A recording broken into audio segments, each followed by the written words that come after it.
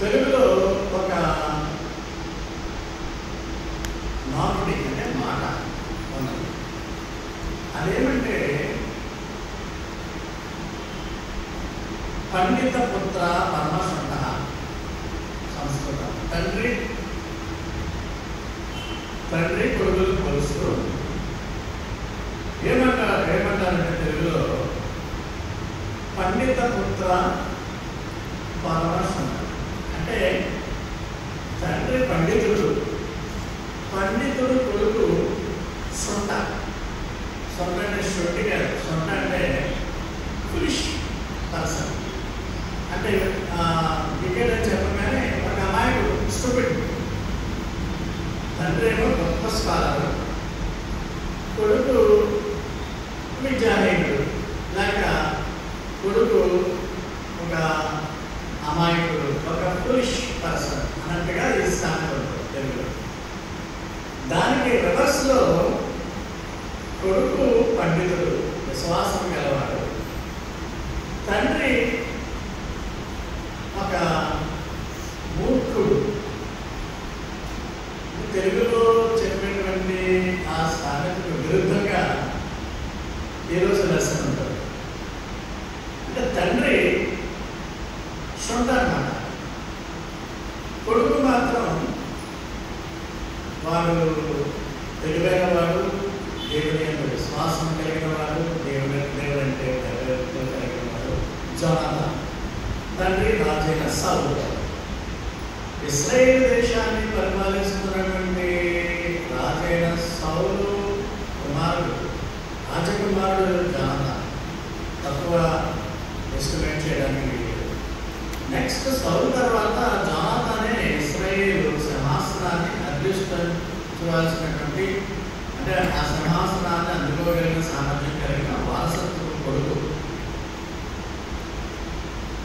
అలాంటి వాడు ఎలాంటి విధంగా త్యాగపూరితంగా దేవుని యొక్క భయభక్తులు కలిగి ఉండడం బట్టి తన యొక్క జీవితంలో దేవుని ఏ విధంగా హెచ్చించాడో మనం తెలుసుకోబోతున్నాం. మీకు ఈరోజు చెప్పేటువంటి అంశంలో రాజు అయిన సౌలుకు జోనాథన్కు గల సంబంధం ఏంటి, వాళ్ళ మధ్య వ్యత్యాసం ఏంటి, జోనాథన్ క్లోజ్ ఫ్రెండ్ డేవిడ్కు జోనాథన్కు గల సంబంధం ఏంటి, గల కోరికలు ఏంటి, వాళ్ళ మధ్య ఉన్నటువంటి రిలేషన్ ఏంటి. అదేవిధంగా రాజైన సౌలు డేవిడ్ని దావీదుని ఎందుకు ద్వేషిస్తా ఉండేవాడు. జోనాథన్ జీవితం నుంచి మనం ఏమేమి నేర్చుకుంటున్నాం, క్రైస్తవులుగా మనము ఈరోజు పాఠం నుంచి గ్రహించవలసినటువంటి విషయాలు ఏంటి, ఇది చర్చ. మనము యోనాథన్ పేరు గురించి కూడా చూద్దాం. జోనాథన్ ఇంగ్లీష్లో, యోనాథన్ తెలుగులో. చాలామంది పేరు ఈ పేరుని పెట్టుకుంటారు. యోనాథన్ పేరు హీబ్రూలో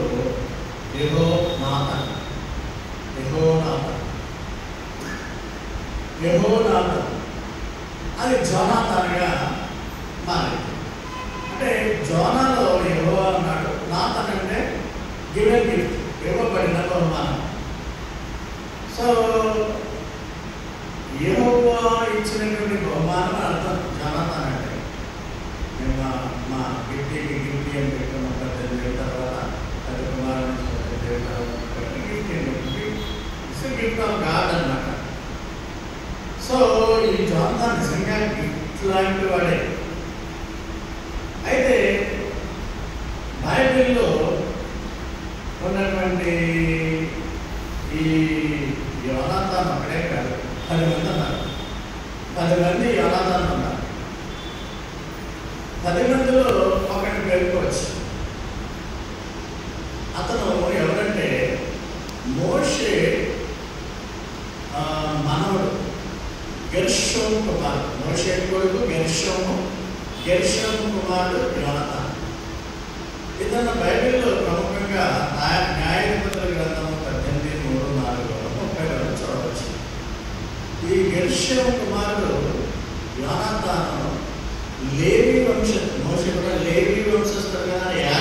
కులం.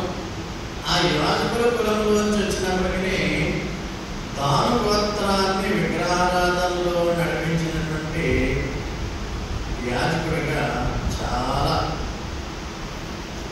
అపఖ్యాతి పాలయ్యారు. న్యాయాధిపతి కాలంలో హస్తవస్త్రంగా ఇస్రాయేలు ఒక గోత్రాన్ని పూర్తిగా ఈ యోనాతాను గెర్షోము కుమారుడు విగ్రహారాధన నడిపించేశారు. గత వారం చూపించాను కదా, మ్యూజిక్ ఎదురుపోయిందండి ఉన్న చెవులు వెళ్తే ఆ గోడ చుట్టూ తిరుగుతూ ఉన్న డ్యాన్స్ ఏమనుకుంటున్నాయంటే ఎవరో పడతారు. మంచిదే, గుర్తుంటే మంచిది. అలాంటి ఆరాధన ప్రస్తుతం అలాంటి ఆరాధనలు లేవు, డ్యాన్స్లో పద్ధతులు అలాంటి పరిస్థితులు లేవు అని మనం చెప్పుకుంటా ఉన్నాం. ఇప్పుడు గెర్షోము కుమారుడు యోనాతాన్, మోషే మనవడు గురించి మనం డిస్కస్ చేయాలి. ఇంకో 10 మందిలో ఇద్దరు గురించి చూస్తున్నాం, ఒకరి గురించి చెప్పేశాను. రెండవ వ్యక్తి బైబిల్లో ప్రసిద్ధమైన వ్యక్తి సౌలు రాజు గారి కొడుకు యోనాతాన్. యోనాతాన్ ప్రత్యేకత ఏంటంటే దేవుడిపై అపారమైన విశ్వాసం, దేవుడి వ్యవహారం పూర్తిగా విశ్వసించేవాడు. అంటే వేళలో అంటే దుఃఖకరమైన సమయంలో, ఆపదలలో, సంతోషకరమైన సమయంలో దేవుడిని ఎప్పుడు విడనాడేవాడు కాదు. మీరేమన్నా సంతోషంగా ఉన్నప్పుడు దేవుని వదిలేస్తారేమో, దుఃఖకరమైన పరిస్థితుల్లో దేవుడు దేవుడు దేవుడు అంటారేమో నాకు తెలియదు. కానీ యోనాతాన్ సర్వకాలంలో దేవుని యొక్క విశ్వాసం నుంచి దేవునితో మంచి రిలేషన్ కలిగిన వాడుగా చెప్పవచ్చును. దేవుని విశ్వాసం. అలాగే ఫ్రెండ్షిప్కి ప్రాణం ఇచ్చేటువంటి వ్యక్తి, నిస్వార్థమైన సేవ. యాక్చువల్గా యోనాతాన్ తండ్రి తర్వాత ఇశ్రాయేలు రాజ్యాధిపతి అవ్వవలసిన పరిస్థితి ఉండగా దేవుని యందు భయభక్తులు కలిగిన వాడు, దేవుని చిత్తము నేను రాజు కావడం కాదు, నా స్నేహితుడు దావీదు రాజు అవ్వాలైనటువంటి ఆ తలంపును కలిగి ఉండి దావీదు ఆ సింహాసనాన్ని అధిరోహించడానికి అది చూస్తాడు. మనలో ఎలా ఉంటుంది? స్వార్థపరత్వము, మనకే కావాలి ఆ పొజిషను, మనకే కావాలి ఆ పొజిషను, నాకే కావాలి ఆ సంపద, నాకే అనే స్వార్థం ఉంటుంది. కానీ నాకే కావలసినటువంటి సింహాసనం అనుకునేటువంటి దానిలో దేవుడి యందు విశ్వాసం కలిగి ఉండడం వల్ల ఆ సింహాసనం దావీదుకి చెందుతుంది. దావీదు గోత్రం పేరు సౌలు గోత్రం పేరు.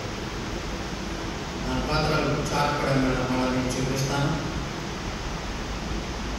ఈ సౌలు త్యాగబుద్ధి, దాన్ని కూడా మనము సౌలు కుమారుడు యోనాతాన్ యొక్క త్యాగబుద్ధి కూడా మనం చూస్తాం.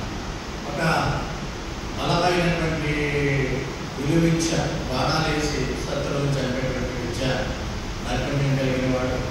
యుద్ధంలో వెనక్కి పారిపోవడానికి కూడా వెనుకాడనటువంటి వాడు, యుద్ధం చేయడానికి ప్రసిద్ధుడు.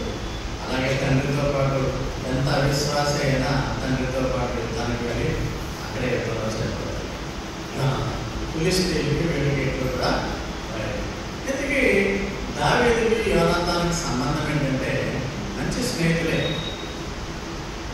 సౌలు కూతురైనటువంటి మీకాలును దావీదు వివాహం చేసుకుంటాడు. అంటే సౌలు కొడుకు యోనాతాన్ కాబట్టి తన చెల్లెలను, తన అక్కను మీకాలుని పెళ్లి చేసుకున్నాడు. కాబట్టి దావీదు యోనాతాన్ బావమరుదుడు. సో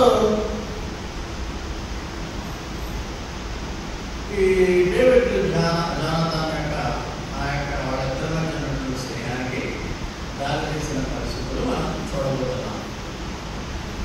మనందరికీ చిన్నప్పటి నుంచి దావీదు, గొలియాతు కథ నాకు తెలుసు. ఇశ్రాయేలీయులను ఫిలిష్తీయులు ఎప్పుడు కూడా వెంటాడుతుండేవారు, శత్రువులు అన్నమాట ఫిలిష్తీయులు. ఈ ఫిలిష్తీయుల్లో ఒకడు నెఫ్లిం జాతి, నిహిలిజంలో చెప్పారు. నెఫ్లిమ్స్ అజానబాబు. ఈ దుష్ట దిగ్గజం గొలియాతు వీళ్ళతో ఛాలెంజ్ చేశాడు.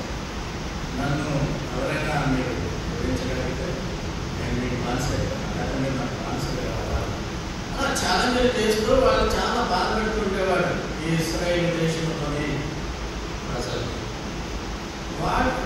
వాటిని చంపడానికి ఎవరికి కూడా ఈవెన్ సౌలు కూడా ధైర్యం లేదు, అంత ఆచారం. డెఫినెట్ జాతికి చెందిన చెప్పారు కదా, నిహిలిం వేరు. నిహిలిం అంటే శూన్యవాదం, ఏమీ లేదు అనుకునేటువంటి శాస్త్రం. నిహిలిమ్స్ అనేది ఒక అనాకు జాతి, ఆమోస్ గ్రంథంలో రెఫరెన్స్ కూడా ఈ ఇతను ఎప్పుడైతే ఒడిశాలతో చిన్న రాయితో గొలియాతును చంపేశాడు. నాకు విధులు పెడతానన్నప్పుడు సౌలు ఒప్పుకోలేదు, ఆయన ఒప్పుకుంటాడు, ఇంకెవరు లేదు కదా. మారుడంటే సుమారు 10 ఏళ్ళు మన ప్రిన్స్ సాలలో ఉన్నాడు కదా, ఆ ఏజ్ అన్నమాట. అంటే వాళ్ళు ఆ 10 ఏళ్ళలోనే జనరల్గా ధైర్యంగా ఉంటారు. కొంతమంది యూరోపియన్స్ మేము చూస్తే 10 ఏళ్ళకి అమ్మాయికి పెద్ద స్ట్రక్చర్ చేసి స్త్రీలకు 10 ఏళ్ళకే బాయ్స్కి మాస్క్యులిటీ కూడా వచ్చేస్తుంది. అందువల్ల ఈ పిక్చర్లో ఉన్నటువంటి చిన్నగానే ఉన్నాడు, 10 ఏళ్ళు సుమారు 10 ఏళ్ళు అంటారు. ఒక స్లింగ్తో అంటే ఇలాగా దీంతో చంపి క్యాట్ బాల్ అంటాం, చంపేసి తల నరికేసి రాజైన సౌలు దగ్గరికి తీసుకొస్తారు. అప్పుడు ఈ విధంగా రాజు కూడా చాలా సంతోషిస్తాడు. ఈ రాజు దగ్గర ఒక సేవకుడిగా ఇతను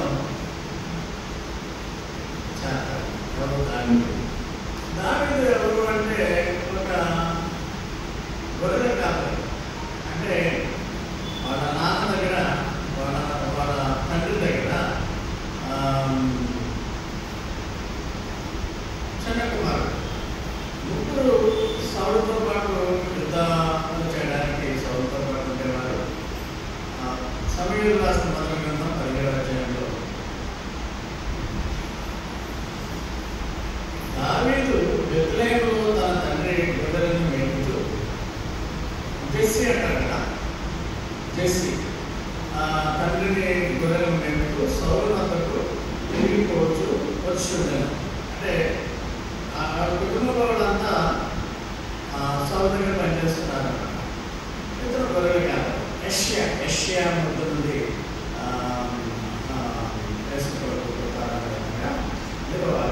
చూస్తారు.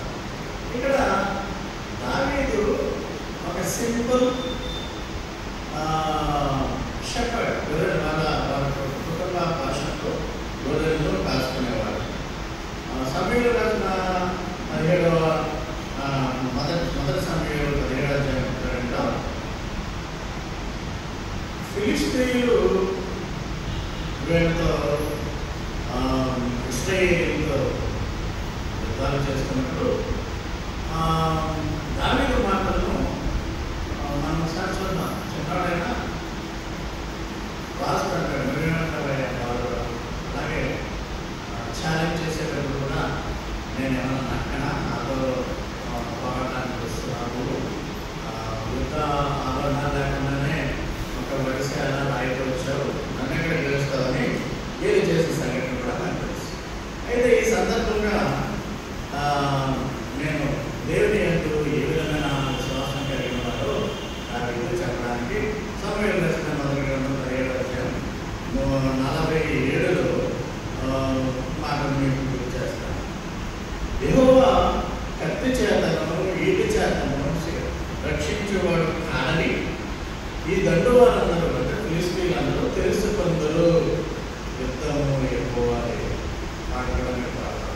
ఆయన మిమ్మల్ని ఫిలిష్తీయులు మా చేతికి అప్పగించనని ఒక చిన్న కొడుకు, అంటే దైవభక్తి కలిగిన వాడు, అంతా కూడా మంచి పౌరుషము దైవభక్తి కలిగినటువంటి యోధుడు దావీదు.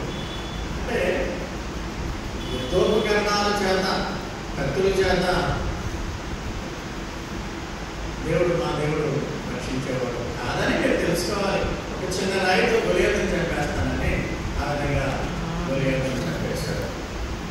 మనం అనుకోవచ్చు, దేవుడు మా దగ్గర కొన్ని దేశాలు అనుకుంటా ఉంటారు, ఆయుధ ఎక్కువగా ఉంది, ప్రమాదాలు ఉన్నాయి, దోమలు ఉన్నాయి, ర్యాకెట్లు ఉన్నాయి, విధ్వంసాలు ఉన్నాయని మన నాయకులు చాలామంది గొప్పపోతా ఉన్నారు. ఈ దేవుడి దృష్టిలో ఇవన్నీ కూడా నది. కరోనాలో 4-5 లక్షలు చేస్తారు. ఒక వ్యాధి వచ్చేసిందనుకోండి, సైనికులకి కానీ ఆ దేశంలోకి ఇంక యుద్ధం చేసే పరిస్థితి ఉంటుంది. ర్యాకెట్లు ఏమన్నా, బాంబులు ఏమన్నా. దేవుడి యొక్క ప్రసన్నత కొరకు ఎప్పుడు కూడా విశ్వాసులు ప్రయత్నించాలి. యుద్ధాలు యెహోవా దేవుడు చేస్తాడు. మీ జీవితం అనే యుద్ధంలో దేవుడికి అప్పగిస్తే దేవుడే పోరాడతాడు. మీ శత్రువులతో దేవుడే పోరాడతాడు. మీ డిసీజెస్తో దేవుడే మిమ్మల్ని శత్రువుల చేతి నుంచి విడిపిస్తాడని ఈ లెసన్ బట్టి మనకు తెలుస్తుంది. సో ఈ విధముగా గొలియాతును జయించి ఇశ్రాయేలులో ఒక్కడు కూడా జయించలేని పరిస్థితుల్లో దావీదు ఆ విధముగా శత్రువులను చంపి తనను తీసుకొచ్చి సౌలు దగ్గర సౌలు చాలా సంతోషిస్తాడు. కానీ ప్రజలందరూ కూడా సౌలు బదులుగా దావీదును కీర్తిస్తూ ఉంటారు. దావీదు అక్కడ పనివాడిగా చేరాడు, యుద్ధాలు కూడా చేస్తూ ఉండేవాడు, విజయాలు తెచ్చుకుంటూ పెట్టి ఉండేవాడు. అతను ప్రజల్లో ప్రజాదరణ బాగా పెరిగిపోయింది. రాజుకి కొంత అసూయ కూడా వచ్చేసి ఇంచుమించు దావీదు 18 సంవత్సరాల వయసు ఉన్నవాడు, 18 వయసు ఉన్నవాడు అక్కడి లక్షలు. దాని దగ్గర వెళ్ళి ఈయన ఈ యొక్క హెడ్ను గొలియాతు హెడ్ని చూపించినప్పుడు యోనాతాను అక్కడ ఉన్నాడు. యోనాతాను అంటే కొడుకు, 50 ఏళ్ళ రాజు. అతనికి సుమారు 18 ఏళ్ళు వయసు ఉంటుందని అంచనా వేశారు. అంటే ఇంచుమించు ఒక 10 ఏళ్ళు డిఫరెన్స్ ఉండొచ్చేమో. అయితే యోనాతాను మొట్టమొదటిగా దావీదును చూసినప్పుడు దావీదు ముగ్గురైపోయాడు, ప్రేమలో పడిపోయాడు. సమూయేలు రాసిన గ్రంథం 18వ అధ్యాయం 1వ వచనంలో దాన్ని మనం చూడవచ్చు. అక్కడ వెంటనే ఒక మాటలు చదువుతాను. మొదటి సమూయేలు 18వ అధ్యాయం 1 నుంచి 4 వరకు చూస్తే దావీదు సౌలుతో మాట్లాడుతూ చాలించినటువంటి గొలియాతు ఆ యొక్క తలను తీసుకొచ్చినప్పుడు యోనాతాను హృదయం దావీదు హృదయంతో కలిసిపోయాను. ఇంగ్లీష్ ఎలా ఇచ్చాడంటే Jonathan became one in spirit with David and he loved him as himself. నిన్నులేని పొరుగువారిని ప్రేమించమన్న విధంగా యోనాతాను డేవిడ్ని ప్రేమించడం మొదలుపెట్టాడు. ఆ దినమున తండ్రి ఇంటికి తిరిగి వెళ్ళకుండా, యెష్షయికి వెళ్ళకుండా సౌలు దగ్గర ఉండిపోయాడు. 3వ వచనంలో తన ప్రాణ స్నేహితుడని భావించుకుని అతన్ని ప్రేమించుతూ యోనాతాను అతనితో నిబంధన చేసుకున్నాడు. మరియు యోనాతాను తన దుప్పటిని, కత్తిని, తన విల్లును, నడికట్టు అంటే బెల్ట్ తీసి దావీదుకి ఇచ్చాడు. అంటే మొదటి చూపులోనే ప్రేమించాడు. తన ప్రాణంతో దావీదు సౌలు ఐక్యమైపోయిన విధంగా ప్రేమించాడు. అంటే కొంతమంది చూడండి సోల్మేట్స్ అంటారు. కొంతమంది బాగా విద్యార్థులు ఇంట్రడ్యూస్ చేశారు, ఫ్రెండ్స్ మై సోల్మేట్ అంటారు. అంటే ప్రాణంలో ప్రాణం. ఇప్పుడు మన సంధ్య తల్లి సోల్మేట్స్ అంటే చాలా ఒకరినొకరు ఇష్టపడతా ఉంటారు. అంటే ఈ ప్రాణంలో ప్రాణము అనేటువంటి దాంట్లో ప్రేమ కథ నడుస్తారు. యోనాతానుకి దావీదు ఇది చాలా విచిత్రంగా అనిపిస్తాను. సాధారణంగా ప్రేమ స్త్రీ పురుషుల మధ్య ఉంటుంది. అయితే యోనాతాను దావీదుల మధ్య ప్రేమ సమూయేలు రాసిన మొదటి గ్రంథంలో, 2వ గ్రంథాల్లో చాలా వాక్యాలు ఉంటుంది. ఏ ప్రేమకు అంత పాత నిబంధన గ్రంథంలో రేటింగ్ ఇచ్చినట్టుగా మనం చూడాలి. మేల్ లవ్ అన్నమాట. అంటే యోనాతానికి పెళ్ళైపోయింది. తర్వాత కుమారుడు మెఫీబోషెత్ ఉన్నాడు. రాజైన దావీదు తర్వాత రాజుగా ఉన్నాడు. తనకి పెళ్ళైపోయింది. మీకాలు ఒక భార్య, బెత్షెబ ఇంకో భార్య, మొత్తం 9 భార్యలని మనము క్యారెక్టర్స్ స్టడీలో మనం చూసాం. ఈ విధముగా వివాహ వ్యవస్థలో ఉన్నవాడు, పిల్లలు పుట్టించిన వాడు రాజైన సొలొమోను రాసిన గ్రంథం అంటారు కదా. రాశాడు కదా సొలొమోను. లాభవాక్యాలు రాశాడు, రిపెంట్ అవుతూ ప్రోగ్రామ్స్ రాశాడు, పరమగీతాలు యూట్యూబ్లో రాశాడు అని చెప్తాం. సో ప్రసంగి రాసిన గ్రంథం అనవద్దు, సొలొమోను రాశాడని కూడా చెప్తాం. సో ఈ విధముగా వివాహ వ్యవస్థలో భార్య ఉన్నవాడు, భార్యగా ఉన్నవాడు, పిల్లలు ఉన్నవాడు, వీళ్ళు ఇంచుమించు 15 సంవత్సరాలు ఫ్రెండ్షిప్లో ఉన్నారు. 15 years. ఈ ఫ్రెండ్షిప్లో ఏమేమి జరిగిందో చూద్దాం. 3 సార్లు వాళ్ళు నిబంధన చేస్తున్నారు. ఆ నిబంధనలు ఏంటో చూద్దాం. మొదటి నిబంధన ఏంటంటే, మొదటి సమావేశము సమూయేలు రాసిన మొదటి గ్రంథము 18వ అధ్యాయము 4వ వచనంలో మొదటి చూపులోనే ప్రాణంలో పడ్డాడని బైబిల్లో కూడా రాసింది. యోనాతాను ఆత్మ దావీదు ఆత్మతో ముడిపడినుంది. ఒక కత్తి అతను అంగి బెల్ట్ నియమించాడని మనం రాసాం. మనం తన ప్రాణ స్నేహితులని భావించుకుని అతను ప్రేమించు యోనాతాను అతనితో నిబంధన చేస్తుంది. ప్రాణ స్నేహితుడు అన్నవాడు కూడా మనల్ని ఈ లోకంలో మోసం చేస్తారు. మనకి బెస్ట్ ఫ్రెండ్ యేసుప్రభు ఎప్పుడూ మోసం చేయడు. ప్రాణ స్నేహితుడు అనేవాడు లోకంలో మానవులుగా ఉన్నారు అంటే వాళ్ళు ఎప్పుడో అక్కడ మోసం చేస్తూ ఉంటారు. కానీ ఇప్పుడు కూడా దావీదు రాజైన యోనాతాను చనిపోయిన యోనాతాను కొడుకు మెఫీబోషెతును పుట్టివాడైనప్పటికీ అతన్ని ఆదరించి అతని యొక్క యోగక్షేమాలు చూసుకునేవాడుగా మనం చూస్తున్నాం. దావీదు అంటే దావీదు ఒక సెపరేట్ వెలుగుడు దావీదు కాదు. భక్తుడు, దేవుని భయభక్తులు కలిగిన వాడు. యోనాతాను కూడా భక్తుడు, దేవుని భయభక్తులు కలిగిన వాడు. అన్ఫార్చునేట్లీ ఫిలిష్తీయుల యుద్ధంలో చచ్చిపోతాడు. తమ్ముడితో సహా చచ్చిపోతాడు. తోటి సహోదరులతో తండ్రితో పాటు చచ్చిపోతాడు. తండ్రి మూర్ఖుడైనా తండ్రిని ఫాలో అవుతాడు. ఎందుకు ఫాలో అవుతాడంటే తండ్రితో పాటు యుద్ధం మన దేశ ప్రజల్ని మనం కాపాడుకోవాలని వెళ్ళి అక్కడ ఫిలిష్తీయుల చేత చంపబడతాడు. తండ్రి కూడా చంపబడతాడు. ఈ విధంగా జరిగినటువంటి ఈ స్టోరీలో యోనాతానుకు దావీదుకు ఉన్నటువంటి ఒడంబడికలు, ఒప్పందాలు చూద్దాం. మొదటిది ప్రాణంలో ప్రాణంగానే భావించి తన విలువించాడు, నడికట్టించాడు దావీదుకు. దావీదు ఇంకా ఏమి పెద్ద ఆధిపత్యంలో ఉన్నవాడు కాదు. ఈ విధంగా వాళ్ళ యొక్క ఒడంబడిక ప్రేమించారన్నమాట. ఎంతగా ఇతను ప్రేమించడానికి కారణం దేవుని ప్రాణం. అగాధమేమో మనకు తెలియదు.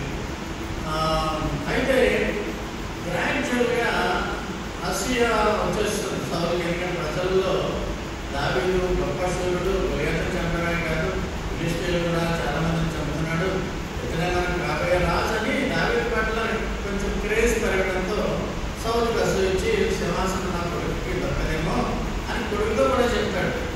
యెష్షయా కొడుకు బతికినంత కాలం రాజు కావలేవు, ఆమె చంపేవి. దానికి ఒప్పుకోడు. అదేవిధంగా రాజు దావీదును చంపాలి, సౌలు దావీదును చంపాలి అనేటువంటి ప్రయత్నాల్లో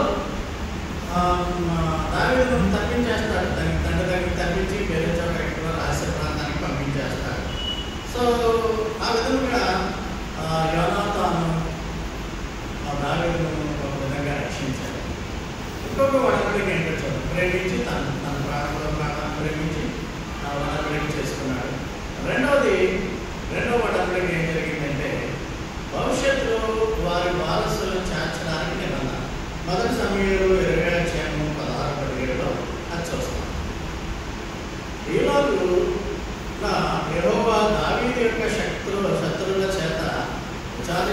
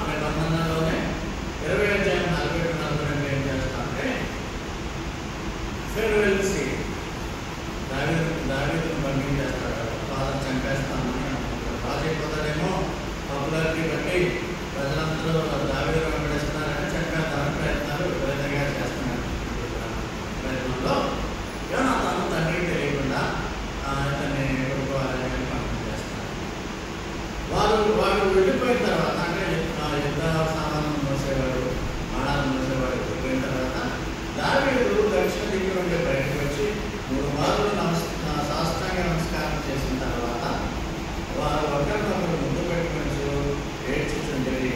ఈలాగుండగా దావీదు మరింత బిగ్గరగా ఏడ్చుచుండెను. ఈ ముద్దులు పెట్టుట అనే దాన్ని ఎల్జీబీటీ వాళ్ళు చాలా విపరీతంగా దాన్ని చిత్రీకరించి వాళ్ళకి సపోర్ట్గా దీన్ని పెట్టుకొని ఈ మేల్ సెక్షువల్ రిలేషన్స్ బయటలో ఉన్నాయి అన్నట్టుగా అక్కడ లేకపోయినా పెట్టుకున్నంత మాత్రమే lead to the unfaithful sexual relations అన్నతో ముందు పెట్టుకోవడం. ఇది చాలా అపార్థం. చాలా మంది చదివేవాళ్ళు కూడా అర్థం. మీరు కూడా ఫస్ట్ టైం చదువుతామంటే ముద్దులు పెట్టుకోవడం బైబిల్ ఎలా పెట్టారు అంత అసహ్యమైనటువంటి రిలేషన్ ఉంటే బైబిల్లోంచి పెద్దలు తీసేద్దరు దేవుడు కూడా రాయించేవాడు కాదు కదా. అంతటి యోనాతాను యెహోవా నీకును నాకును మధ్య నీ సంతతికి నా సంతతికి మధ్య ఎన్నటన్నట్టుకి సాక్షిగా ఉంటుంది కాక దేవుడే మన మధ్య సాక్షి. మనమిద్దరము యెహోవా నామం బట్టి ప్రమాణం చేసుకుంటున్నాము కనుక మనసులో నెమ్మది కలిగిపోమని దావీదు చెప్పాడు. మనం ప్రమాణం చేసుకున్నాం కదా, మన కుటుంబాలను మనం చూసుకోవాలి. మనం ఎలా ఉన్నా మన కుటుంబాలని కాపాడుకోవాలని, నేను చచ్చిపోయినా నువ్వు చూడాలి, నువ్వు చచ్చిపోయినా నేను చూడాలి అనే ఉద్దేశంతో ఈ ఒప్పందాలని జరిగాయి. దాని పట్టణానికి వెళ్ళిపోయాడు. దావీదు వేరే చోటకి వెళ్ళిపోయాడు. ఇది రెండవ ఒప్పందం. రెండోసారి వడము. మొదటి సింహాసనం దగ్గర ఉన్నప్పుడు అతను వీళ్ళు ఇవ్వడము, ఎన్ని ఇవ్వడము, తన వస్త్రం ఇవ్వడము, ఇవన్నీ కూడా జరిగాయి. 3 ప్రాణాలను ప్రారంభించాడు. ఇక్కడేమో కుటుంబాలు చూసుకోవాలి అని రెండవసారి వడంబడి చేసుకుంది. 3వసారి చివరి సమావేశం మళ్ళా అదే నిబంధనను సమూయేలు రాసిన మొదటి గ్రంథము 23వ అధ్యాయము 16 నుంచి 18 వరకు ఉంది. దావీదు అంటాడు ఈ వాక్యాల్లో, నువ్వు రాజు అవ్వడానికి నేను సహకరిస్తాను అన్నాడు. ఎందుకంటే దేవుని ప్రాణం కలిగినవాడు కదా. ఆ సింహాసనానికి అర్హుడు దావీదే, ఇశ్రాయేలు రాజు దావీదే. కాబట్టి నీవు ఆ సింహాసనాన్ని అధిరోహించడానికి నేను నీకు సహకరిస్తానని సాక్రిఫైషియల్ మైండ్ ఉంది. త్యాగపూరితమైనటువంటి మనసు మనలో చాలా మంది ఉండదు. చిన్న వస్తువుల గురించే దెబ్బలాడేసుకుంటూ ఉంటారు. చిన్న వస్తువులనే ఫైటింగ్ దారి చేస్తాయి. చిన్న విషయాల వరకు హత్యలు జరిగిపోతూ ఉంటాయి. అలాంటి దినాల్లో మనం. సో రాజ్యం తన తండ్రి పరిపాలిస్తున్న రాజ్యానికి రాజ్యాధిపతిగా నేనే పోవాలనేటువంటి దురహంకారం లేకుండా నువ్వు అయ్యేటట్టు నేను చేస్తానని చెప్పాడు. అదే సమయంలో రాసిన మొదటి గ్రంథం 23:16 18లో యెహోవా సన్నిధిని నిబంధన చేసుకున్న తర్వాత దావీదు వనంలో నిలిచిందంటే ఫారెస్ట్లో వెళ్ళిపోయాడు. యోనాతాను వెళ్ళిపోయాడు. 17వ వచనంలో నీవు ఇశ్రాయేలు రాజులకు నేను నీకు సహాయకారిగా ఉన్నాను, ఇది నా తండ్రి అయిన సౌలుకు తెలుస్తున్నదని అతనితో చెప్పి దేవుని బట్టి అతన్ని బలపరిచాను. అంటే నువ్వు రాజు అవుతాను నా తండ్రికి తెలుసు,